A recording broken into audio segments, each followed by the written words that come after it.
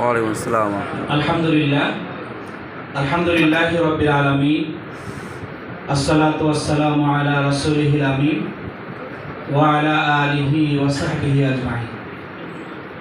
আল্লাহর এই জমিনে আল্লাহর দ্বীন প্রতিষ্ঠার পথোদ্যত কাফেলা শহীদি সংগঠন বাংলাদেশ জামাত ইসলামী ঢাকা মহানগর উত্তরের গুরুত্বপূর্ণ দুটি জোন গুলশান এবং পল্লবী জোনের যৌথ উদ্যোগে আয়োজিত বৈষম্য বিরোধী আন্দোলনে ছাত্র জনতার যে ঐতিহাসিক বিপ্লব সংগঠিত হয়েছিল, সে বিপ্লব পরবর্তী নতুনভাবে রাষ্ট্র বিনির্মাণে আলেম ওলামার করণীয় কী, এই সংক্রান্ত আজকের এই মত বিনিময় সভায় উপস্থিত সম্মানিত ওলামায়ে কেরাম, বিভিন্ন মাদ্রাসার মুহতামিমবৃন্দ, খতিব, ইমাম, মুফাসসিরিনে কেরাম, মাদ্রাসার শিক্ষক সহ সর্বস্তরের ওলামা মাশায়েখবৃন্দ, আমরা আল্লাহর দরবারে লাখো কোটি শুকরিয়া আদায় করছি।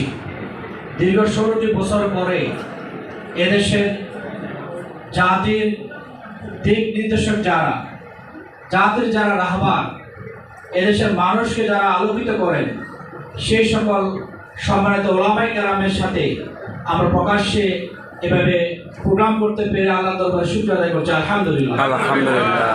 সম্মানিত ওলামায়ে কেরাম, আপনারা সকলে জানেন দীর্ঘ 16টি বছর জুলুম, নির্যাতন, নিপীড়নের পথ মারিয়ে আমরা একটি নতুন অধ্যায়ে উপনীত হয়েছি। এই নতুন অধ্যায়ে এদেশের আলেম সমাজের ভূমিকা অনস্বীকার্য। আলেম সমাজের জেল, জুলুম, নির্যাতন, ত্যাগ, কোরবানি, শাহাদাতের নজরানা অবশ্যই আমাদেরকে স্বীকার করতে হবে। কারণ আলেম সমাজের এই অবদান আমাদের জাতির মুক্তির ক্ষেত্রে গুরুত্বপূর্ণ ভূমিকা পালন করেছিল।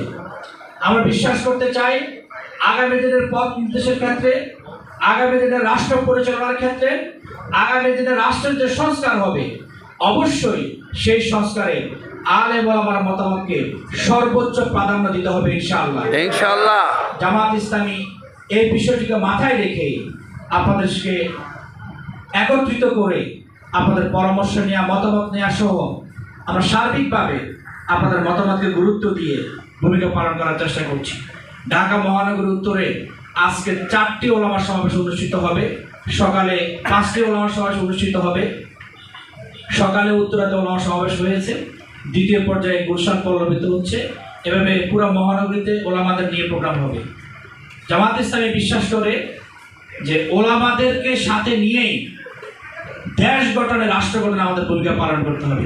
এই জন্য সম্মানিত ওলামায়ে কেরাম যারা অনেক কষ্ট করে, ত্যাগ স্বীকার করে, বিভিন্ন গুরুত্বপূর্ণ কার্যাদি আপনারা ফেলে দিয়ে আমাদের আহ্বানে সাড়া দিয়েছেন, এজন্য আমরা কৃতজ্ঞতার সাথে আপনাদের শুকরিয়া আদায় করছি।